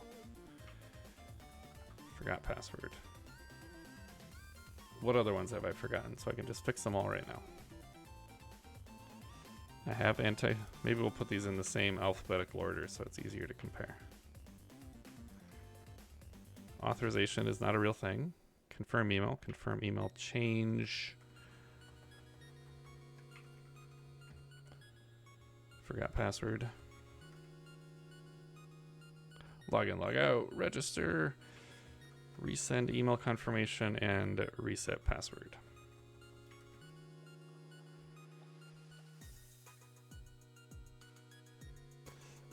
Okay. Play.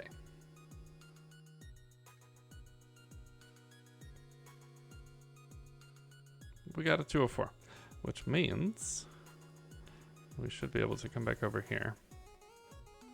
Go back to activity.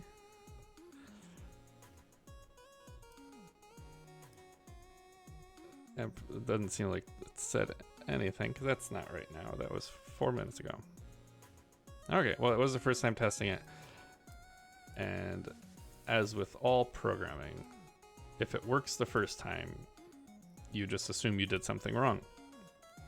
As opposed to when it doesn't work the first time, you're like, oh, well, at least the world makes sense. The universe is aligned. So it finds it. We're getting a 4, so it's in a way to be a little bit more secure if the email didn't find anything. Oh, I bet you, so we never confirmed the email. Oh, we could just test our whole flow then. So we'll go back to postmark and grab our email confirmation. And I think I should actually just be able to click this button. Oh, they probably blocked it out because it's copy link. That's how you do it. Game noob, you right click and you say copy link. Or sometimes there's an open in. I know you weren't being serious, but. Oh, my site's not even running. That's why it didn't work. Jeez. It probably needs to be running in order for it to connect. Okay, I don't know if it worked. I don't think so, but. So we got an error. No, it's a 4. This also thinks that 204 is an error. That is so silly. How is a 204 an error? It was red, wasn't it? Yes, this is where they call. I tried to do a thing, and the internet's not working. Whatever. I think I confirmed it. I guess we could prove it. There's this thing. So Skarmy's worked with me for a long time, so he's probably heard me say this before, but I always say this thing about always, when you can't figure out why something's not working, always assert your assumptions. Like you're making assumptions as a developer about what's happening in the world. And I made an assumption that link worked. And so I'm just going to test it. And it does look like it worked because I have a 1 here. But I don't know how many times people are like chasing an issue for hours and hours and hours and hours. And one of their like base assumptions about, well, obviously the internet works, or something silly like that, doesn't work. Because if you can't find the end of a bug, then you're still making an assumption that you haven't figured out yet. You haven't determined whether or not the internet's working, or if your URL is correct, or whatever. So always assert your assumptions. And now I can assert another assumption by clicking this forgot password thing, because my account is now verified. And it says it completed, but it needs the cross-site thing again. Running theme today, me forgetting to click that button. All right, we got another 204 error. Perfect. Go back to Postmark. Go to this. We might actually see this message twice. No? Oh, because it wasn't verified. But we did get... oh, we still didn't get an email. Never mind. Yeah, we did. That's a new one. I forgot to update the subject. It's just sending the wrong... No, this is the reset password now. Okay. Well, what if I click that link?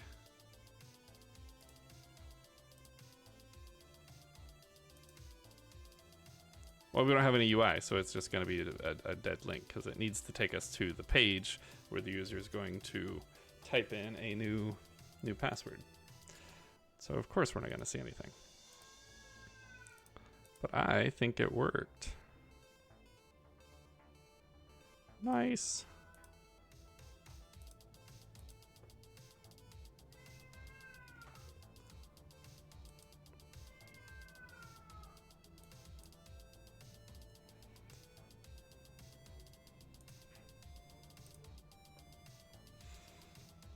Oh, that cat. Yeah. I normally close my door, but we have 2 cats. We're definitely... I like dogs too, I just don't want one. Cats are easy, but we have 2 cats. One is a million years old. She's getting close to 20. And that's the one that you hear. And she... I think she's deaf. We're not sure, because not really good at talking. But I think she's deaf, and so when she yells, over the years it's just gotten louder and louder and louder. But she's also old in the sense that she doesn't like to do stairs, or thinks she's starving when she's not, and just complains all the time.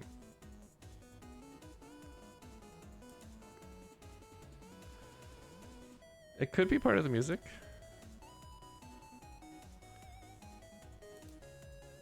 So I've been playing a little bit of a game before I crash at night. It's a newer game. It's still in early access, so I guess it's very new. And it's called Timberborn, which is like a city building game, but you're managing a colony of beavers. And so I'll be playing, and it's late, and I'll hear birds chirping. And without fail, every single time I first hear the birds chirping, I'm like, how did I do I have a window open or something?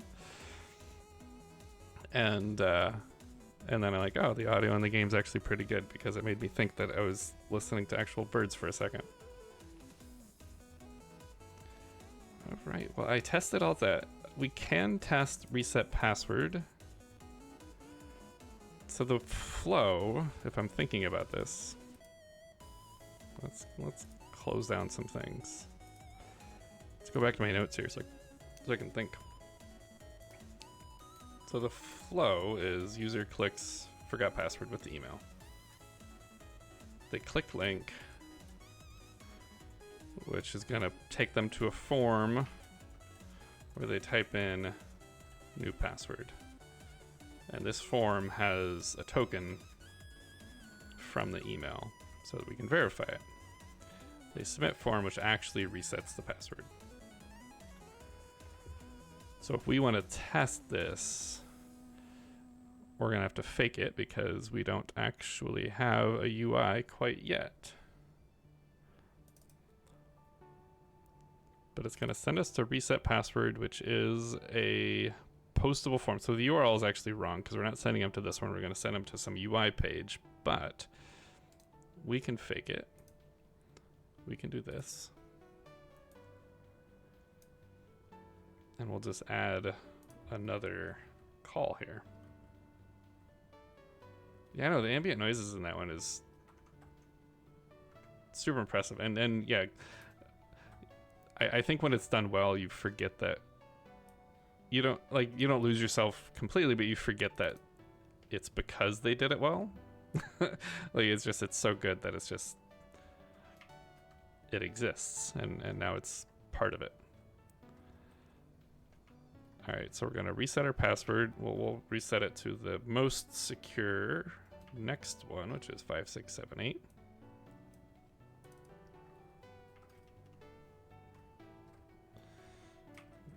And then we're gonna have the token autocomplete is suggesting that it's CF DJ8JCYK, obviously. But I think it's probably this.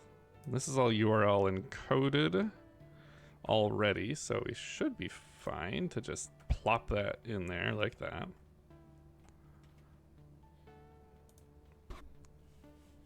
Okay. No promises. Request completed. Unable to evaluate. Oh, jeez, every single time. Josh, come on. Just remember once. Okay, we got a 204. It's so uneventful, APIs. And now I should be able to test the login with the new password, maybe? Maybe that's what we do. So we're on 6, and the password is now... Well, this should fail, because it's not this anymore. The sign-in credentials you have passed are incorrect, so 5678, I think, was the next one. Okay, this applied. You... Thanks for showing me the whole thing here. Is not a local. Oh, because I didn't pass in a return URL. Okay. I don't know what the URL encoded slash is. Let's find that out here real quick. Again, probably seen me use this before, but dev toys, a nice little offline tool, URL encoder for the things you do all the time. Oh, it's 2F, obviously. I knew that.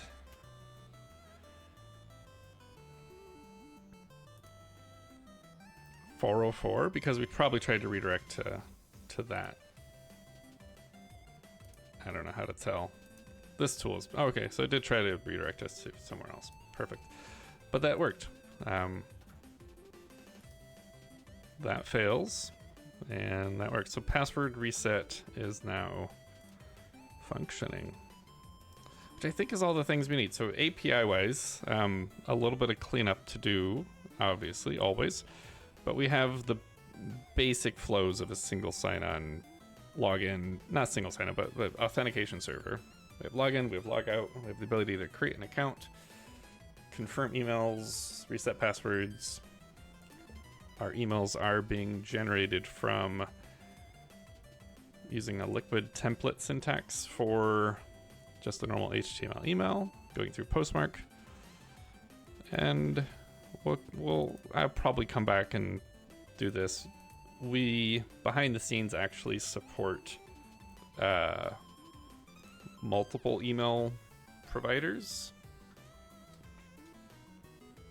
Primarily because if, for whatever reason, one of these services is automatically going into spam more than other ones or isn't working, we like to switch it around.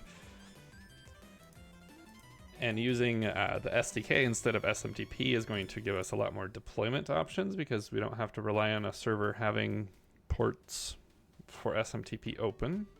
So I'm happy about that switch as well. So the thing we want to fix is this path. Trying to think of a way.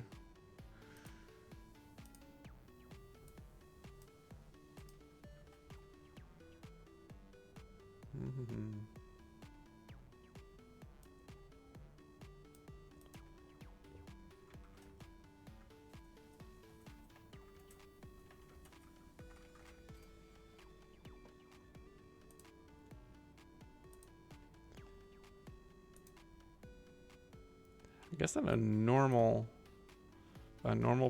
project, there would be like a www folder. I haven't done a whole lot with .NET, new .NET stuff, where you have files that come along for the ride. But maybe it's just a matter of marking them as come along for the ride. We obviously won't be using this little SQLite database. That's temporary. But either way, we still need the path to the thing. And I found the example that I've done before, which is a little weird. But we have a iWeb host environment, I think, which gives us information about our current environment, obviously. And from there, we have this path. This defaults to referencing files from the www. Could I use this? That'd be kind of cool.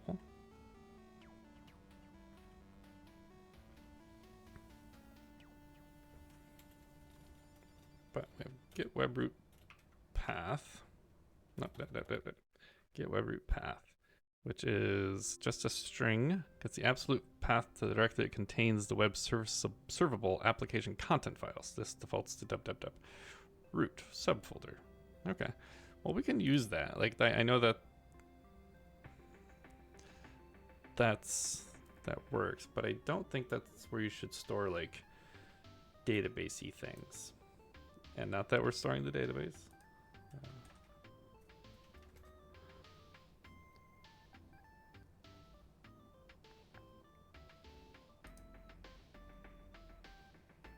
We shall see what the internet has to say.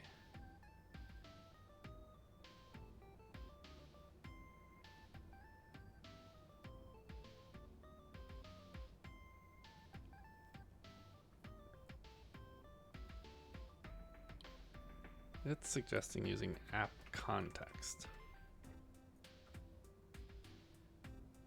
Using that path.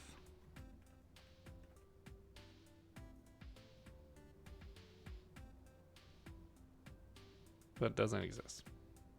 Because we have to get... It totally exists. I see it in the thing. Oh, it just didn't like it like that. Okay. So... template root path that combine.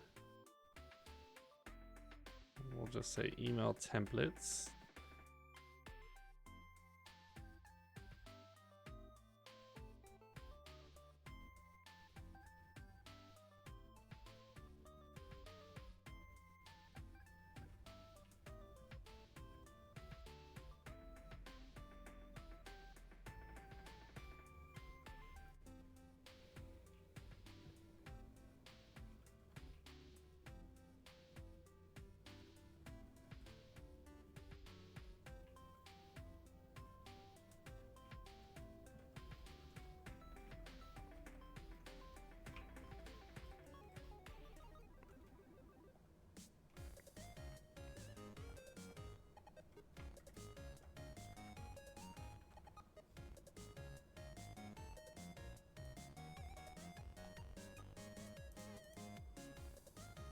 Okay.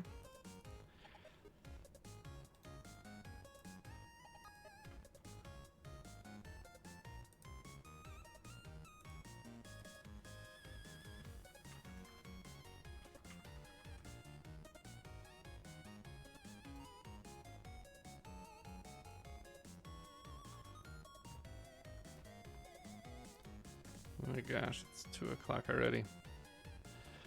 Well, I might prove that this works and that I might be done. I do have to run off to a couple of things later this afternoon that I need to spend some time getting ready for.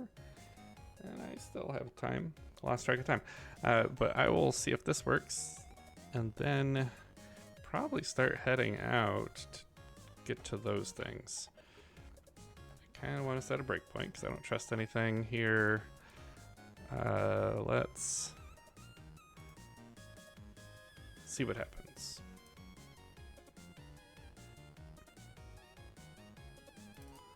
I'm curious what path that loads in a dev versus prod. Alright, so we need to register a new account so we can get that email to want to be sent, which is this guy.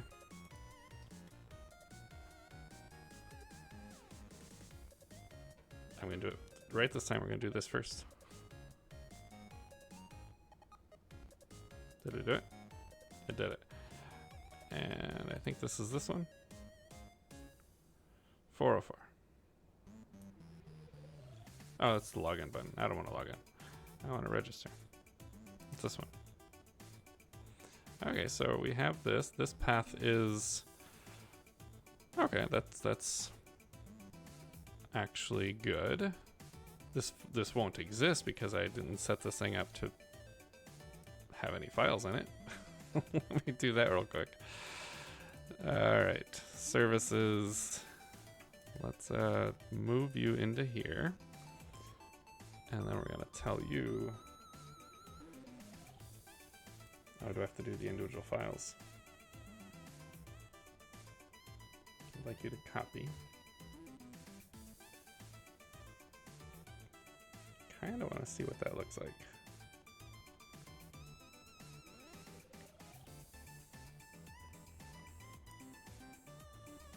This is what it looks like.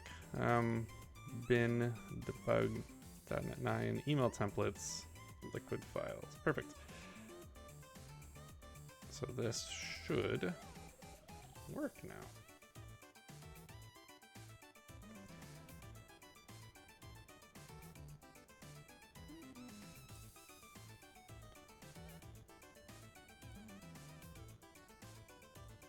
Nope, I already did that one.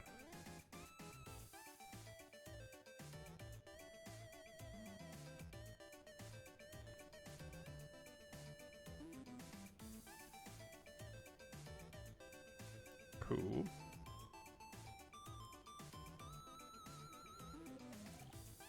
Still got our 204. We should get an email, and if that went through, then I'm going to call that good. And we'll come back to flesh out the little to-dos offline. And I'm hoping that between now and next week, next Tuesday, this might be in a position where we can start really the next big chunk, which is actually use it. All right, so we have an email. It's still sending it. Perfect. It's sent in a black hole. A black hole. It's very aggressive sounding. It's not very black hole-ish because I can see the email. I don't know what to call it. It's not really a black hole though. All right, so actually, before I forget, let's just throw this in here. I can delete my to-do here. And we can put this here.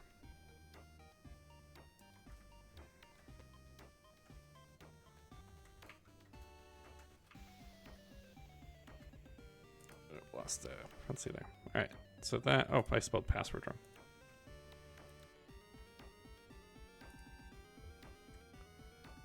Why am I getting weird commas? There we go. I wonder how that one actually sent before. Maybe that's why it didn't get sent the way that I thought it would.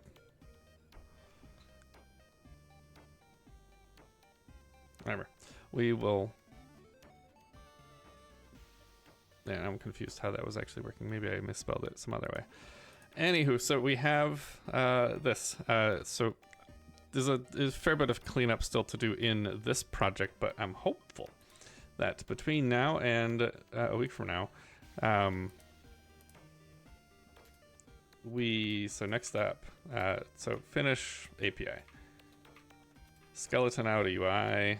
I'll probably get Skarmy to help you with that because he's He's way faster at it than I am, and maybe we'll do some of that live. We'll see, but we'll get the basics of a UI, of a Vue.js UI in this app. We're setting this up so it's going to be like a spa-like application hosted in the .NET site. So .NET is still going to be the host, and the Vue will just get loaded. I think the official term for what we're building is a backend for front end.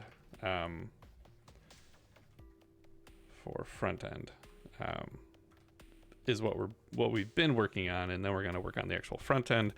But once that's in place, then we have the GamesDB auth cleanup, which is take all of the code that we just put into there and effectively rip it out of here and add single sign-on to the GamesDB, so that it will then use what we're building here to be the official login source. And then after that, we would look at the forums. And that one is, so it's a third-party product that we're using for the forums. It's a pretty popular one, but it's Envision Community is the name of the software. And they claimedly have some OAuth support, which I'm leaning in on, in that we should be able to just set some settings and turn on OAuth and blah, blah, blah magic. Hoping that it's that easy. If not, I did see that they have an API, like a backend single sign-on. What is it called? Login plugin, I think they called it. They have some logic, talking in here about creating IPS as a login slave, which is, I think, what we're going for with respect to it no longer does the login. It would use another site.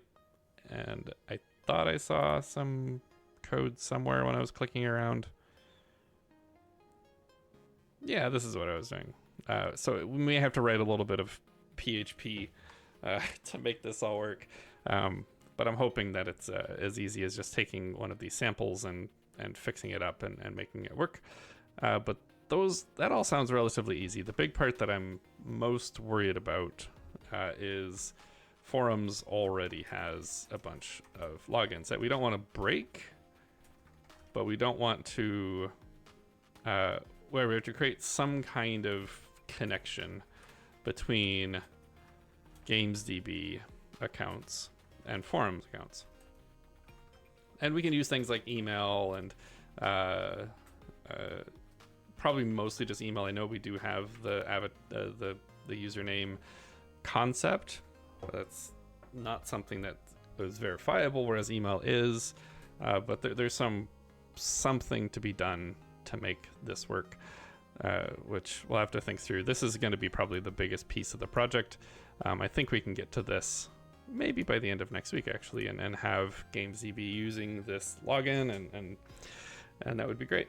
But that is what I have for you today. I do appreciate everyone stopping in to the chat and watch me fumble through and make some progress on this project. And maybe one more week of login related things, and then we'll jump into something maybe a little closer to the front of either some application work. One of the things me and Farron have been talking about is using our new, I've opened so many things, I don't even see this one open anymore, using our new system here and sort of picking one of these buttons, one of these voted features as something to work on, or maybe even some bug reports, and then to kind of chase through those and use this as kind of a topic generator for these streams. So I don't know. We'll figure it out, but we made some progress today. We'll make some more next week, and I'll make some more in the meantime. I do appreciate everyone stopping in, and thanks for the chuckles at the beginning and the chat throughout. And we'll talk to you all next time. Thanks so much. Now I just struggle this awkward end of call piece where I forgot to have OBS open, and I go find the button to click so that I can say that I am done.